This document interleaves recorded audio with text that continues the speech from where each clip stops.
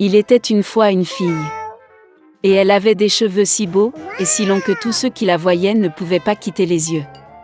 Les brins étaient si légers, juste dorés. Par conséquent, ils l'ont appelée Boucle d'or. Pour toute sa beauté, c'était une petite fille très coquine. Maman lui a toujours permis de marcher dans la cour, mais lui a ordonné de ne pas aller dans les bois derrière leur maison. Boucle d'or était très intéressée de savoir ce qu'il y avait dans cette forêt. Et ainsi, alors que la mère n'a pas vu, elle a en quelque sorte quitté la maison dans la forêt. La fille a longtemps marché dans la forêt. Soit il trouve une baie, puis regarde une belle fleur, puis écoute le chant des oiseaux. Alors elle s'est perdue dans la forêt. Et soudain, elle a vu une maison inhabituelle dans une clairière. Boucle d'or s'approcha de lui doucement. « Je me suis promenée, mais je n'ai vu personne. » Elle a frappé à la porte, mais personne n'a répondu. Puis, elle frappa plus fort et la porte s'ouvrit. Boucle d'or entra prudemment. 3 ours vivaient dans cette maison. Un ours était papa, gros et hirsute. L'autre était une mère ours. C'était plus petit. Le 3e était un petit ours. Les ours n'étaient pas chez eux car ils étaient allés se promener dans les bois. La fille entra dans la pièce et vit 3 bols de porridge sur la table. Le premier bol, le plus gros, était le papa ours. Le 2e bol, le plus petit, était la mère ours, et le 3e, le plus petit, était l'ourson. Près de chaque bol, posait une cuillère, grande, moyenne et petite. Boucle d'or avait tellement faim qu'elle a d'abord voulu manger dans un grand bol. Elle prit la plus grande cuillère, prit le porridge, le goûta, mais le porridge était trop chaud. Puis elle prit une cuillère moyenne, ramassa le porridge, le goûta, mais le porridge était trop froid. Enfin, elle prit une petite cuillère et goûta le porridge du petit bol. Cette bouillie n'était ni chaude ni froide, juste comme il faut. Et Boucle d'or a mangé toute la bouillie du petit bol. Après avoir mangé, la fille a voulu s'asseoir et a vu 3 chaises près du poêle. Une grande, une autre plus petite et la 3e, très petite, avec un petit oreiller rouge. D'abord, elle a essayé de monter dans la plus grande chaise, mais n'a pas pu. Ensuite, la fille a essayé de s'asseoir sur la chaise du milieu, mais c'était très dur et inconfortable. Finalement, elle s'assit sur la plus petite chaise, et c'était parfait pour elle. Boucle d'or a tellement aimé la chaise qu'elle a commencé à se balancer dessus. La chaise a craqué, s'est cassée et elle est tombée au sol. La fille s'est levée et est allée dans une autre pièce. Il y avait 3 lits, grands, moyens et petits. Tout d'abord, Boucle d'or est montée sur le premier lit, mais il était trop haut et trop dur. Je me suis allongée sur celui du milieu, il était trop spacieux et mou. La fille s'allongea sur le 3e plus petit lit. Elle était juste pour elle. Boucle d'or se sentait si confortable et douillette qu'elle s'est rapidement endormie. La fille dormait profondément lorsque la famille des ours est revenue à la maison. Les ours ont eu très faim et sont immédiatement allés à table. En voyant son bol, papa ours s'est vraiment mis en colère. Quelqu'un mangeait mon porridge. Il grogna. La mère ours regarda aussi dans son bol et grogna moins fort. Quelqu'un mangeait aussi dans mon bol.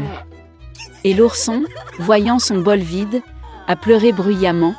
Quelqu'un n'a pas simplement mangé de mon bol, il a mangé toute ma bouillie.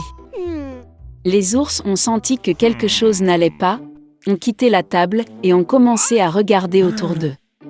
Papa ours remarqua que quelqu'un bougeait sa chaise et grogna d'une voix terrible. Quelqu'un était assis sur ma chaise. La mère ours regarda sa chaise et se plaignit. Quelqu'un était assis sur ma chaise et l'a déplacée de sa place. Et puis, l'ours a regardé sa chaise cassée et a encore pleuré fort. Quelqu'un ne s'est pas simplement assis sur ma chaise, mais l'a cassée. Les 3 ours entrèrent prudemment dans la chambre. Quelqu'un était allongé sur mon lit et l'a froissé. Papa ours rugit d'une voix terrible. Et quelqu'un était allongé sur mon lit et l'a froissé, grogna la mère ours. L'ours en peluche a regardé son lit et a pleuré à nouveau. Quelqu'un était allongé sur mon lit aussi.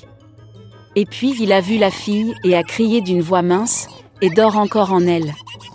Papa et maman ours sont allés au lit et ont vu qu'une petite fille dormait là. Boucle d'or s'est réveillée du cri d'un ourson et a eu très peur. Il y avait 3 ours devant elle. Elle a immédiatement sauté hors de la maison et a couru partout où ses yeux regardaient, sans se retourner. La fille a couru pendant un long moment, était très fatiguée, puis elle a vu sa mère, qui cherchait sa fille disparue dans la forêt. Depuis, Boucle d'or a toujours écouté sa mère et n'a rien fait sans sa permission. Elle est devenue une fille très obéissante, gentille et gentille. Il était une fois une jolie petite fille. Elle était gentille avec tous ceux qui ne la voyaient que. Mais elle était la plus belle et la plus chère de toutes à sa grand-mère, qui ne savait pas quoi donner à sa petite fille bien-aimée. Une fois, elle lui a donné un chapeau de velours rouge. Et comme ce chapeau lui convenait très bien et qu'elle ne voulait rien porter d'autre, ils ont commencé à l'appeler le petit chaperon rouge. Une fois, sa mère a demandé à apporter un morceau de gâteau et une bouteille de vin à sa grand-mère. Comme elle est malade et faible, ce sera à son avantage. Elle a ordonné à ma mère de ne pas fuir la route, sinon elle tomberait et casserait la bouteille, puis grand-mère n'obtiendrait rien. Et quand elle vient chez sa grand-mère, pour qu'elle n'oublie pas de lui dire bonjour. Le petit chaperon rouge obéit, prit les cadeaux et partit. Et ma grand-mère habitait déjà derrière la forêt, à une demi-heure de marche du village.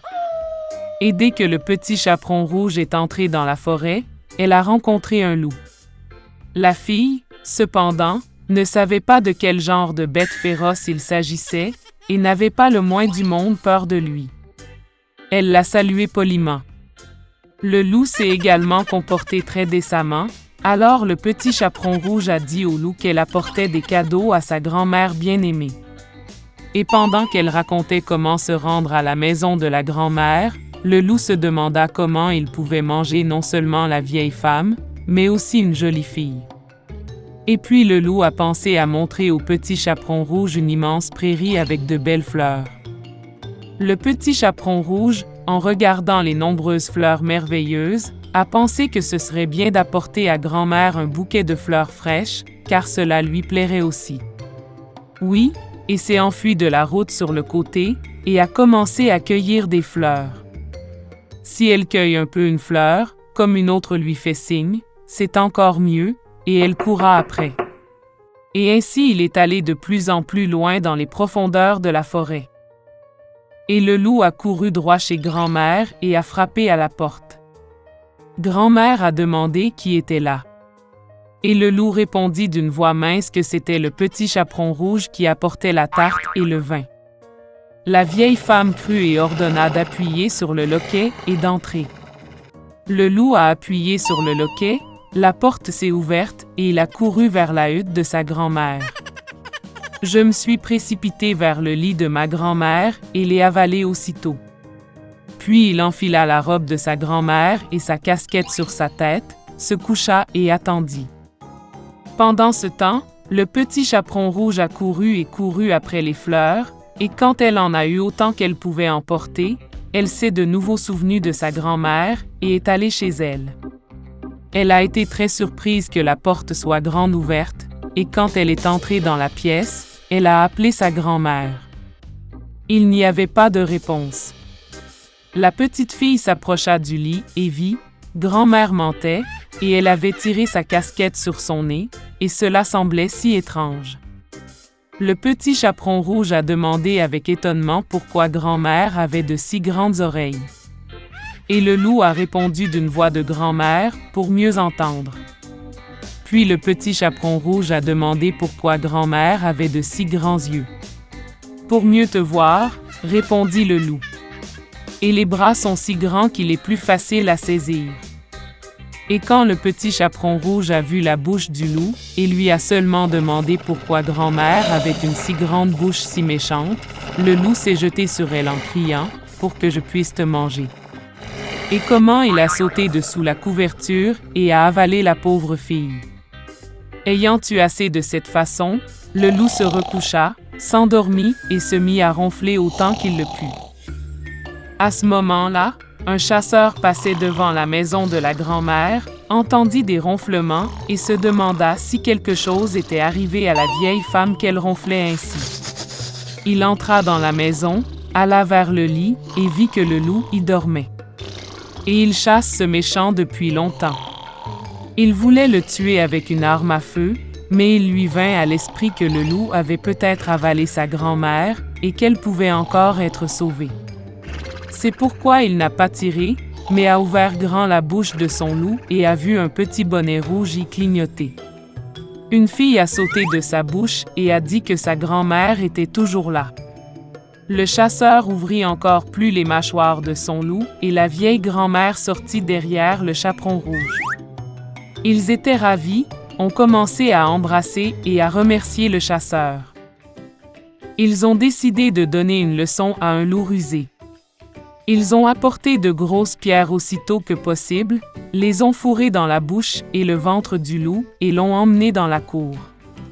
Et quand le loup s'est réveillé, il a vu le chasseur et était sur le point de s'échapper, mais ne pouvait pas supporter le fardeau des pierres et est tombé à terre. Cela ravit tous les trois, tandis que le loup se leva et traîna à peine son gros ventre dans la forêt sombre. Ils ne l'ont jamais revu. C'est ainsi qu'ils ont enseigné une leçon au loup rusé, et le petit chaperon rouge a décidé qu'elle ne désobéirait plus jamais aux ordres de sa mère.